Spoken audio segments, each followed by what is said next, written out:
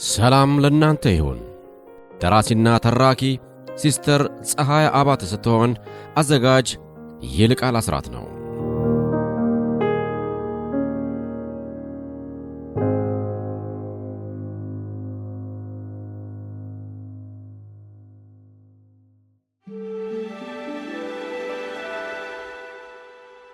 የመጨረሻው ዘመን ቤተክርስቲያን 3 መልኮች ክፍል 4።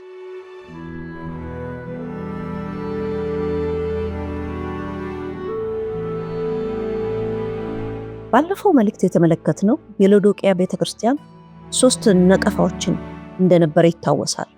እነዚህም ነቀፋዎች ቤተክርስቲያኒቱ በራድ ወይም ትኩስ ያልሆነ ሕይወትና አገልግሎት እንዳላት፣ ለራሷ ያላት አመለካከት የተሳሳተ መሆኑን፣ እንዲሁም አዳኟንና ጌታዋን አስወጥታ በራሷ የምትተዳደር ቤተክርስቲያን እንደሆነች ነበር። በዛሬው መልእክት የምንመለከተው ደግሞ ቀጣይ የሆነውን እነዚህ ነቀፋዎች ከጌታ ዘንድ የተሰጡ ምክሮችን ይሆናል። ምክር 1። ባለጠጋ እንድትሆን በሳት የነጠረውን ወርቅ ከኔ እንድትገዛ እመክርሃለሁ። ወርቅ በሳት ተፈትኖ ወርቅነቱን እንደሚያስመሰክር ሁሉ በመከራ ውስጥ ተፈትኖ ያለፈ ማንነትን የሚያሳይ ነው። ምክር 2። የራቁትነትህ ኀፍረት እንዳይገለጥ ነጭ ልብስን ከኔ እንድትገዛ እመክርሃለሁ። ይህ ልብስ ባለፈው እንዳየነው በሮሜ 13:14 ላይ ክርስቶስን ልበሱት ሲለን፣ በኤፌሶን 4:24 ላይ ደግሞ እንደ እግዚአብሔር ምሳሌ የተፈጠረው አዲሱን ሰው ልበሱት ይለናል። ይህ በሁለት መንገድ የተገለጸው ልብስ አማኝ ሁሉ ይህም ኢየሱስ ክርስቶስን አዳኝና ጌታ አድርጎ የተቀበለ ሁሉ እንዲለብሰው የተገባ ነው። ታዲያ ጌታ የቤተ ክርስቲያኒቱን መጋቢ ኀፍረተ ሥጋህ እንዳይገለጥ ይህን ልብስ ልበስ ሲለው ምን እያለው ነው? ባለፈው እንዳየነው የሰርዴስ ቤተክርስቲያን ነቀፋ ልብሱን ለብሰውታል፣ ነገር ግን ከጥቂቶች በቀር አቆሽሸውታል። የሎዶቅያ ቤተክርስቲያን ግን ራቁታን ናት። ይህ ራቁትነት በ3 መንገድ ሊፈጸም ይችላል። አባላቱ በመጀመሪያውንም ልብሱን አልለበሱትም፣ ወይም ከኃጢአት የተነሳ ልብሱን አሽቀንጥረው ጥለውታል፣ ወይም ባልተረዱት ምክንያት ጠላት ልብሱን አስወልቋቸዋል። ከዚህም የተነሳ በመንፈሳዊ እይታ ራቁታን ሆና ትታያለች። ይህ ደግሞ ለመንፈሳዊ ሕይወት ትልቅ አደጋና ለዘላለም ሕይወት ወሳኝ አሉታዊ ውጤት ሊያመጣ የሚችል ነው። በትክክሉ መንገድ ከሆነ ይቺ ቤተክርስቲያን ጌታ ሲመጣ ለመነጠቅ እንደተዘጋጁት ጥቂት የሰርዴስ ቤተክርስቲያን አባላት ነጭ ልብስ መልበስ ነበረባቸው። ይህም ጽድቃችን የሆነውን ኢየሱስ ክርስቶስን መልበስን ያመለክታል። በመንግስተ ሰማይ ሰርግ ላይ ይህንን ልብስ መልበስ እንዴት አስፈላጊ እንደሆነ ለመግለጽ ጌታ የሰጠው ምሳሌ እንመልከት። ንጉሱም የተቀመጡትን ለማየት በገባ ጊዜ በዚያ የሰርግ ልብስ ያለበሰ አንድ ሰው አየና፣ ወዳጄ ሆይ የሰርግ ልብስ ሳትለብስ እንዴት ወደዚህ ገባህ? አለው። እርሱም ዝም አለ።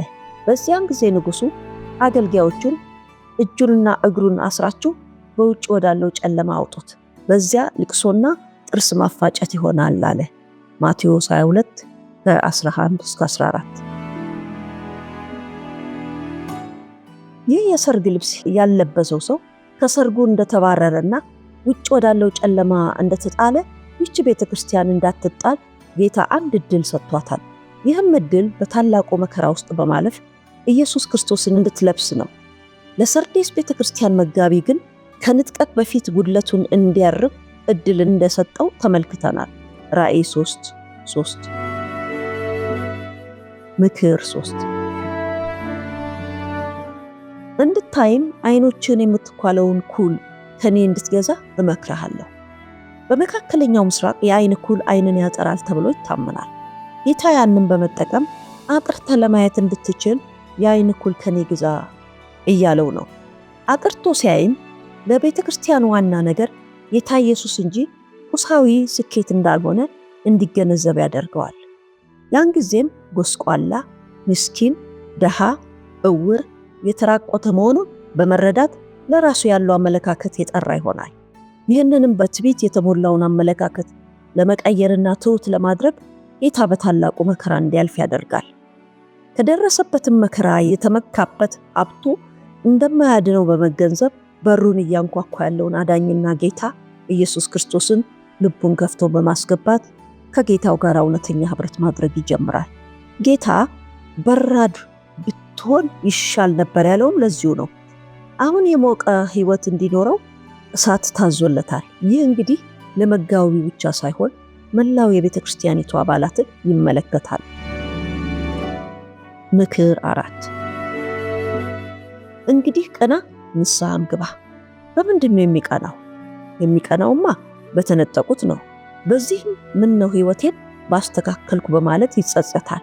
መጸጸት ደግሞ ወደ ንስሐ ያመጣል። ምክር 5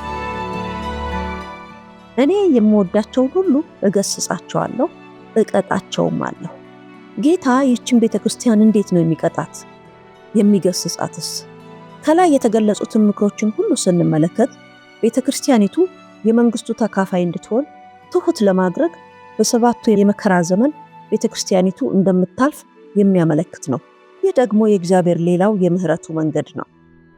እነሆ በደጅ ቆሜ አንኳኳለሁ፣ ማንም ድምፄን ቢሰማ ደጁንም ቢከፍትልኝ ወደ እርሱ ገባለሁ፣ ከእርሱም ጋር እራት እበላለሁ፣ እርሱም ከኔ ጋር ይበላል። ይህ ጥቅስ ብዙ ጊዜ የምንጠቅሰው ጌታን ላልተቀበሉና ላልዳኑ ሰዎች ነው። ነገር ግን ምንም አያስፈልገኝም ያለችው የሎዶቅያ ቤተክርስቲያንም በተመሳሳይ መልኩ በደጅ ቆሜ አንኳኳለሁ ተብላለች። ይህች ቤተክርስቲያን በታላቁ መከራ ውስጥ በምታልፍ ጊዜ ሁለት አማራጮች በፊቷ ተደቅነዋል። ይህም ጌታዋን ወደ ሕይወቷ ጋብዛ የመከራውን ዘመን ከእርሱ ጋር ተጣብቃ ማሳለፍ ወይም እርሱን ትቶ በክርስቶስ ተቃዋሚ እጅ መውደቅ ነው። ታዲያ ይህ ከጌታዋ ጋር የጠበቀ ግንኙነት መፍጠር አልጋ ባልጋ የሚሆን ሳይሆን ነፍስን ለጌታ አሳልፎ እስከ መስጠት የሚያደርስ ነው። ምክንያቱም በሰባቱ የመከራ ዓመታት የሚያልፉ አንዳንዶች የአውሬውን ቁጥር አንቀበልም ክርስቶስንም አንክድም በማለት የሚሰውና በመጨረሻው ውጤታቸው ያማረ የሚሆን ነው። ነገር ግን አንዳንዶች ደግሞ ከዚህ በወጣ መልኩ የአውሬውን ምልክት በመቀበል ጌታቸውን የሚክዱ ናቸው። ድል የሚነሳ የሚጠብቀው በረከት። ራእይ 3:21 እንዲህ ይነበባል። እኔ ደግሞ ድል እንደነሳው ከአባቴም ጋር በዙፋኑ ላይ እንደተቀመጥ ድል ለነሳው ከኔ ጋር በዙፋኔ ላይ ይቀመጥ ዘንድ ሰጠዋለሁ። በዚህ አውድ መሰረት ድል መንሳት ማለት የመከራውን ዘመን ተግዳሮት፣ ይህም ጌታን ካድ አልክድም፣ እንዲሁም የአውሬውን ቁጥር ተቀበል አልቀበልም በሚል በሞትም ቢሆን በሕይወት ጌታን ባለመካድ የሚገኝ ድል ነው። እንግዲህ በዚህ መልኩ ነው የማይናወጡት ጸንተው እንዲኖሩ የሚናወጡት የተፈጠሩ እንደሚሆኑ ይለወጡ ዘንድ የሚለው ቃል ፍጻሜን የሚያገኘው። በዚህ መልኩ ይህንን ፈተና የሚያልፉ አማኞች የሚጠብቃቸው በረከት እጅግ ከፍ ያለው ነው። ይህም ከጌታ ጋር አብሮ ገዥነትን፣ ስልጣን መጋራትን፣ ህዝቡን ማስተዳደርን ያመለክታል። እግዚአብሔር ግን በዚህ የጭንቅ መንገድ እንዳናልፍ አሁንም ዘመኑ እያለቀ ነውና ንስሐ ግቡ እያለ በተደጋጋሚ እየተናገረን ይገኛል። ስለዚህም የእነዚህን የሁለት ቤተክርስቲያን ነቀፋዎች በማጥናትና ራሳችንን በማስተካከል ለንጥቀት እንድንበቃ እግዚአብሔር ጸጋውንና ማስተዋሉን ያብዛልን። አሁን አንድ ጥሪ ያደርጋለሁ። ጌታ ኢየሱስን አዳኝና ጌታ አድርጋችሁ በሕይወታችሁ ያልሾማችሁ በአጋጣሚ በሚመስል ሁኔታ ይህንን መልእክት የሰማችሁ ሰዎች በእግዚአብሔር ዘንድ አጋጣሚ የሚባል ነገር የለም። እርሱ ሁሉን ያቀደው ዓለም ሳይፈጠር በፊት ነው። ጌታ የመዳን ቀን ዛሬ ነው ሲል እርሱ ባቀደው ቀን የሚያድናቸው ሰዎች የሚመለከት ነው። ስለዚህ ለእናንተ የመዳን ቀን ዛሬ በመሆኑ ከእግዚአብሔር ጋር አትተላለፉ። ጌታ የሚያምኑትን ሊወስድ በደጅ ነው። ይህም የቤተ ክርስቲያን ንጥቀት የሚባለው ነው። ከዚያ በኋላ ያለው 7 ዓመት ምድር ለክርስቶስ ተቃዋሚ ታልፋ የምትሰጥበት ዘመናት ናቸው። ያንን ዘመን በእግዚአብሔር ጸጋ ካልሆነ በቀር ማንም ከክፉ እጅ ማምለጥ የማይችልበት ዘመን ነው። አንቺ ግን ወይም አንተ እግዚአብሔር ከዛ እንድታመልጡ እያስገነዘባችሁ ነው።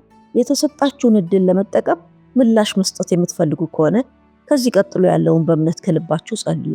ወደ ሮሜ ሰዎች ምዕራፍ 10 ከቁጥር 9 እስከ 10 እንዲህ ተጽፏልና ኢየሱስ ጌታ እንደሆነ በአፍህ ብትመሰክር እግዚአብሔርም ከሙታን እንዳስነሳው በልብህ ብታምን ትድናለህና። ሰው በልቡ አምኖ ይጸድቃልና በአፉ መስክሮ ይድናልና።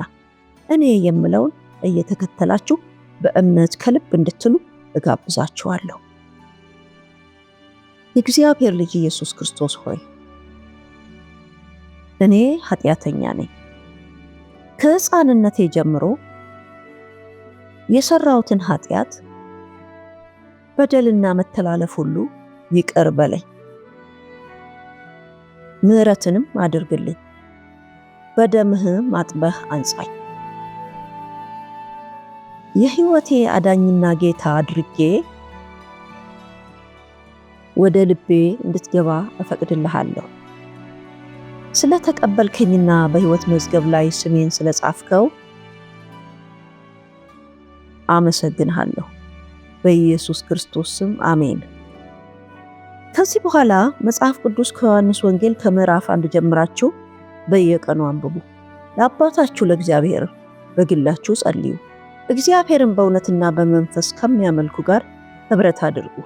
ለዚህም እግዚአብሔር ወደ የትኛው ቤተክርስቲያን መሄድ እንዳለባችሁ እንዲመራችሁ እግዚአብሔርን ጠይቁና ኅብረት አድርጉ። የእግዚአብሔር ቃል በማርቆስ ወንጌል ምዕራፍ 16 ቁጥር 16 ያመነና የተጠመቀ ይድናል ይላል። ስለዚህም መጠመቅ እንደሚያስፈልጋችሁ አትዘንጉ። የሦስተኛዋ ቤተክርስቲያን መልክ ይቀጥላል። ጌታ ዘመናችሁን ይባርክ።